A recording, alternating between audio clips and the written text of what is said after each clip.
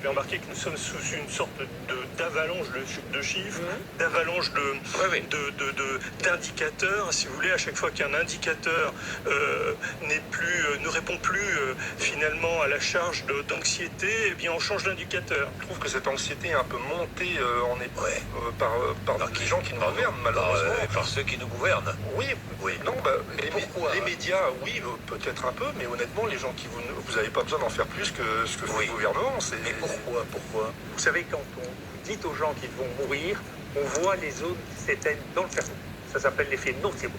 Et donc quand on dit ça tous les soirs à la télévision, ce qu'on fait, on crée de l'effet nocebo qui est visible radiologiquement. Le conseil scientifique, lorsqu'il nous annonce la énième deuxième vague la semaine dernière, un certain nombre de ses membres sont sur leur site de vacances. Si je le dis, c'est parce qu'il l'annonce publiquement sur les radios publiques.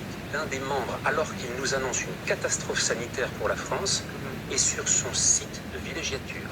Effectivement, en étant extrêmement pessimiste et en envoyant des messages très alarmistes, on gagne presque à tous les coups, si vous voulez. On gagne à tous les coups parce que si l'événement n'arrive pas, on vous dira que c'est grâce à nous, on a prévenu de quelque chose, on a mis en place des mesures et hop, ça n'arrive pas. Et si l'événement arrive quand même, eh bien on dira, ils diront, on vous avait prévenu. Et on va commencer avec cette interview du professeur Perron, complètement en roue libre sur Sud Radio, en appelant les Français à se révolter. Et il faut comprendre que le gars, c'est son métier de trifouiller du virus. Donc quand il te dit que les tests PCR, c'est totalement bidon, je reprends ces mots. Qu'en Italie ou en Allemagne, ils sont à 20 cycles et qu'il n'y a pas d'explosion d'épidémie, en France, on est à 40-45 cycles. C'est complètement débile sur le plan scientifique, car ça crée des millions de faux positifs. On est d'accord que Perron, il connaît son boulot. C'est pas un manchot qui fait du ping-pong. Et il continue en disant, on est en train de verrouiller la démocratie, nous sommes en état d'urgence permanente, donc le gouvernement peut prendre toutes les décisions sans demander l'avis des députés. On est bâillonné avec cette prétendue épidémie. C'est politique, ce n'est plus de la médecine. Le masque pour moi c'est un bâillon, on n'a plus le droit de parler aujourd'hui. On est dans une attaque frontale contre le peuple français doit se révolter. Maintenant en plus on m'en veut parce que dans l'assistance publique j'ai tenu des propos dissidents. On est en train d'essayer de mettre à mort mon service, il faut le savoir aujourd'hui. On m'enlève les moyens. Ah, carrément. On essaye de dire à mes jeunes de les débaucher. Travaille plus avec ce charlatan, ta carrière est foutue. Mais c'est du vécu. J'ai encore eu des témoignages hier. Et maintenant, je vois que les jeunes dans mon service aujourd'hui ont peur. Eh oui. Et ça, pour moi, c'est ce qui me remue le plus les tripes. Je comprends. Parce que c'est toutes mes valeurs en médecine qui sont... qu'on essaie de foutre en l'air et de détruire. C'est dégueulasse.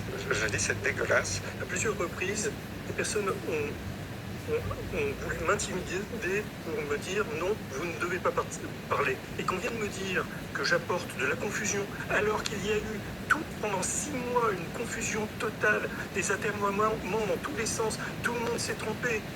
C'est insupportable d'entendre ça. Je me demande pourquoi. Il faudra répondre à cette question. Pourquoi les gens qui se trompent tout le temps, on continue à les entendre, ils ne sont pas discrédités, alors que ceux qui ont donné les bons chiffres, eux, on les critique. Je prends beaucoup de risques en faisant ça, parce que je n'ai rien à gagner. On a aussi le professeur Jean-François Toussaint. Alors Toussaint, lui, il est plutôt dans l'arme de précision. C'est un sniper. Il est sur les toits, tu le vois pas venir, le garçon. Il dénonce la manipulation des chiffres du Covid par Santé publique France. Je cite, les chiffres officiels de Santé publique France, une fois qu'ils sont corrigés, lorsqu'elles évitent les erreurs et les défauts de report, tu vois là, il vient de sniper, t'as rien vu. Puisque vous avez vu qu'hier soir, entre 20h et 23h30, nous avions 312 décès en France avant que Santé publique France reconnaisse une erreur et qu'on redescende à 12 décès. Alors, moi, je vais vous faire la traduction. Il dit, une fois que vous aurez arrêté de nous prendre pour des cons, bande d'incompétents, et de gruger sur les chiffres de 20h quand tout le monde est devant sa téloche en annonçant 312 décès, et que vous rectifiez à 23h30 en redescendant à 12 morts, quand les Français sont sous la couette, kidnappés par un matelas molletonné de 27 cm, va falloir arrêter de nous prendre pour des billes, bande de trous du cul de sac à merde. Bon, détends-toi, il a pas dit ça comme ça, Jean-François. Il a une image, il sait se tenir. Nous sommes dans des situations dans lesquelles nous nous trouvons face à des gens qui ne croient pas aux recommandations qu'ils transmettent.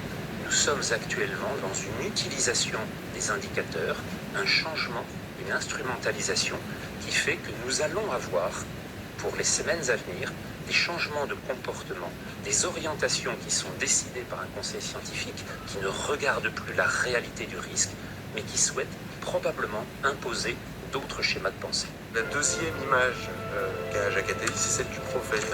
Il est connu pour ce qu'on pourrait appeler ses prophéties. Ces jours-ci, il est encore apparu comme un de ceux qui, de longue date, avait inscrit la pandémie dans l'agenda de l'établissement d'un gouvernement mondial.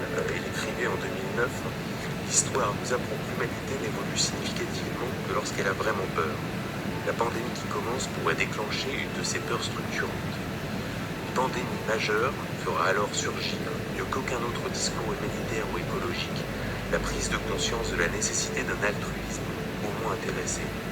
On devra pour cela mettre en place une police mondiale, un stockage mondial, donc une fiscalité mondiale.